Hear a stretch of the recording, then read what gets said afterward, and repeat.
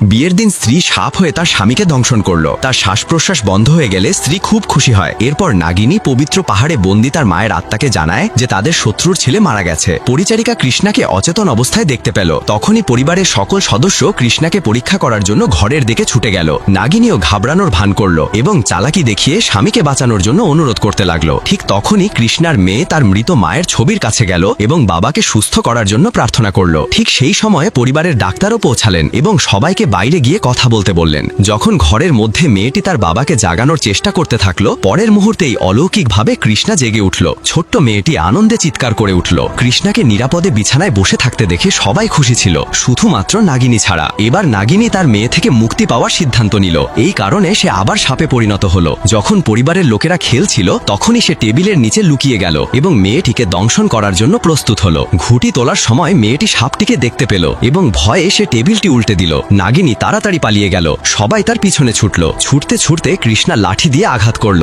যার ফলে সে আহত হলো। তাই কৃষ্ণা রক্তের দাগ অনুসরণ করে দেখল যে দাগগুলি তার স্ত্রীর ঘরের দিকে যাচ্ছে। ঠিক সেই সময় নাগিনী মানব রূপে পরিবর্তিত হয়ে নিজের ঘরে ফিরে এলো। সে তাড়াতাড়ি দরজা বন্ধ করে দিল। সবাই বাইরে দরজায় ধাক্কা দিতে থাকলো। নিজেকে বাঁচানোর জন্য নাগিনী ফুলদানিটি ভেঙে ফেলল। তারপর ধীরে ধীরে দরজা খুলল। সবাই ভেতরে এসে সাপটিকে খুঁজতে শুরু করলো। তখনই নাগিনী মিথ্যা বলল যে সে এই মাত্র তাকে জানালা দিয়ে পালাতে দেখেছে। কিন্তু কৃষ্ণা জানালার আশেপাশে কোনো রক্তের দাগ দেখতে পেল না। তখনই শাশুড়ি নাগিনীর পায়ে আঘাত দেখতে পেল। শাশুড়ির অদ্ভুত দৃষ্টি দেখে নাগিনী মিথ্যা বলল ফুলদানি ভাঙার কারণে এটা হয়েছে।